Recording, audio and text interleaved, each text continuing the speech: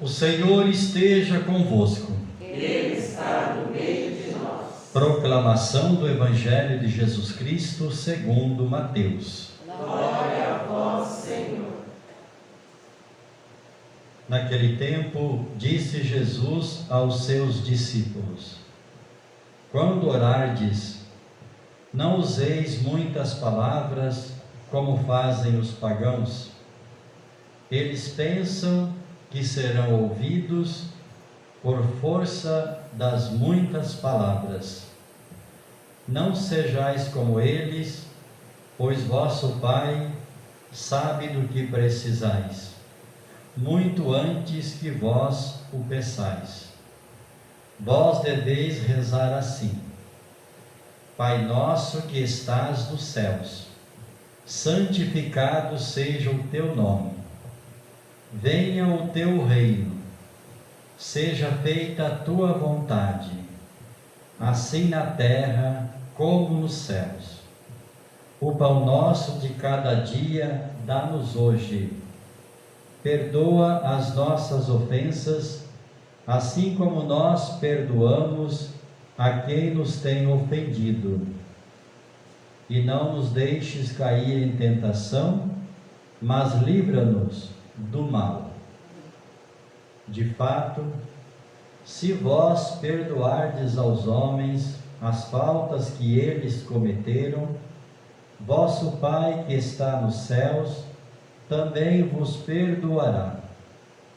Mas se vós não perdoardes aos homens, vosso Pai também não perdoará as faltas que vós cometestes. Palavra da salvação. Glória a vós, Senhor.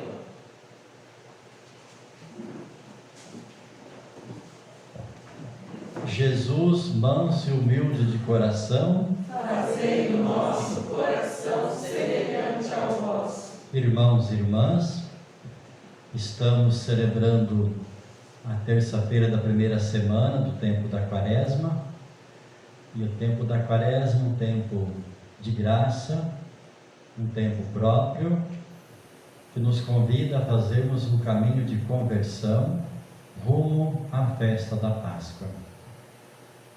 A Páscoa é a festa central da nossa fé, o mistério central, porque Cristo venceu a morte e o pecado, ressuscitou. Quaresma não é tempo de tristeza, de andarmos com a cabeça baixa, mas é tempo de conversão, de buscar a luz de Deus e deixar-se guiar pela palavra de Deus, para fazermos um caminho de santidade e assim podermos celebrar a Páscoa da ressurreição com o coração mais convertido, mais comprometido com a nossa fé. O caminho da santidade é exigente. Jesus fez este caminho na sua entrega de vida e nós, na Quaresma, fazemos este caminho também. São 5 semanas, cada dia, cada domingo, sempre uma temática que nos ajuda a vencermos o mal, para fazermos o bem e vivermos a fidelidade a Cristo. A liturgia de hoje, essa leitura de Isaías, quando ele é 55, quando ele compara que a chuva ao cair sobre a terra, automaticamente ela fecunda, cria condições de vida, seja nas plantas, micro-organismos, tudo. Então ela não volta mais, ela tem outro destino. Isaías aqui ele está se dirigindo aos exilados. Quem estava lá exilado, muitos não tinham mais esperança da volta e nem acreditavam, ou acreditavam somente nos projetos humanos. Então ele ressalta muito aqui a esperança, porque quem tem esperança, quem espera em Deus, automaticamente é porque crê em Deus. Então o profeta anuncia que esta palavra, que é a palavra de Deus, ela vai modificar a vida desse povo, vai libertar esse povo. Mas o povo precisa esperar em Deus, precisa crer para o retorno à pátria. A esperança nos move em todos os sentidos. Nós vivemos de esperança. Quem não tem esperança não consegue fazer nada. Mas aqui, a esperança a partir da fé, a nossa esperança é a esperança cristã, nós esperamos em Deus. Então a palavra sempre ela vai produzir efeito em nós. Talvez mais, menos, talvez para alguns não produza, mas é a semente de Deus, é a semente da graça que é anunciada. O profeta é o porta-voz de Deus, é Deus falando àquele povo. E com a encarnação de Jesus e a sua vida e ressurreição, nós temos a grande esperança, vivemos a esperança cristã. Nós esperamos em Deus, porque nós cremos em Deus. Vivemos agora esse tempo de crise, tão difícil, cada dia nós temos novidades, mas nós esperamos, com a ajuda da medicina, com a graça de Deus, com a vacina, que nós vamos passar esse tempo de crise, de dificuldade, mas vamos perseverar, porque nós esperamos em Deus, nós cremos em Deus. No Evangelho, Jesus ensina a rezar o Pai Nosso. Quando a gente fala desta oração do Pai Nosso, a primeira coisa é Jesus se deparou com tantas realidades de hipocrisia, de orações sem compromisso com a vida, com palavras quase tentando convencer Deus. Deus não precisa de convencimento, não precisamos usar argumentos. A oração do Pai Nosso, que está na base dela, é a questão da simplicidade e da humildade. Jesus tem a sua intimidade com o Pai, e ele usa a expressão da criança, que é o Abá, papai, papaizinho. Como é que uma criança se dirige ao pai ou à mãe? Ela fala o que ela está sentindo, ela não está preocupada com o que vão interpretar, ela se dirige na sua simplicidade.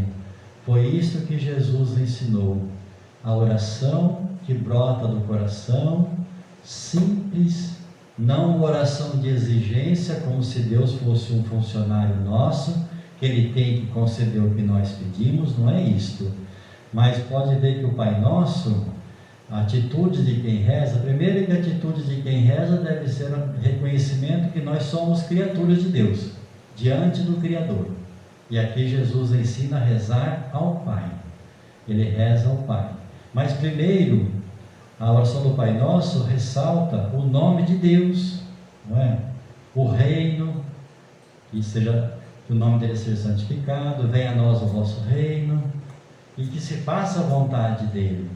Depois é que vão fazer os pedidos. Olha que oração muito profunda, reconhecimento desse Deus que é Pai, que nos ama, que temos o compromisso de santificar o nome dele, que esse reino de amor, de paz, de salvação, venha a nós, mas que seja feita a vossa vontade, não a nossa. Porque nós, humanos, temos muitas necessidades, e nem sempre uma necessidade que eu quero que ela seja realizada está em conformidade com o projeto de Deus. São necessidades humanas. Então seja feita a vossa vontade, assim na terra como no céu. E são vários pedidos. Pede o pão, né? Pede o perdão, pede que nos livre do maligno, do mal. Termina assim o Pai Nosso. Mas acima de tudo é esta atitude humilde, simples. Eu sempre falava para os seminaristas, também já falei isso muitas vezes na igreja, muitas vezes as pessoas falam, mas eu vou rezar, eu não consigo porque vem coisas, talvez passe a coisa pela cabeça, ou eu estou assim. Apresente isso a Deus. Se você está cansado, se você está desanimado, se você está talvez com o coração fechado, diga para Deus, como a criança fala para o pai, para a mãe: estou assim, essa é a minha atitude, minhas mazelas, minhas fraquezas. Por isso São Paulo disse: quando sou fraco eu que sou forte, porque quem se sente fraco confia, vai buscar em Deus a fortaleza. Então rezar a vida, rezar os fatos da vida, mas rezar confiando em Deus, é a atitude da criatura diante do Criador.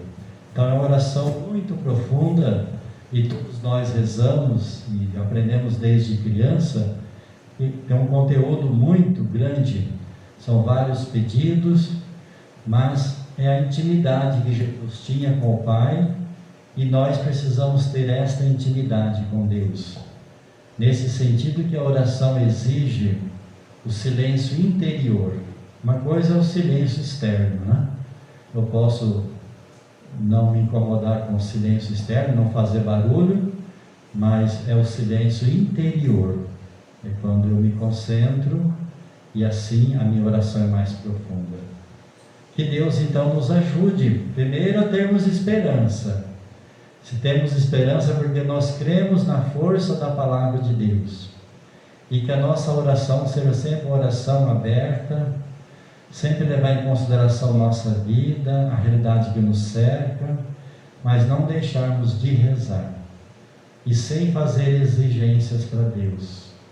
Que reza e pede a graça. Deus vai conceder no momento certo.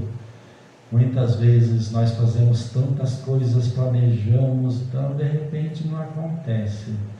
E muitas vezes não fazemos tanta parte humana e as coisas boas acontecem. Porque a graça de Deus é dada. Que Ele então nos ajude a sermos perseverantes e termos um coração humilde e simples diante de Deus que nos ama, que é bondade infinita. E assim seja. Amém.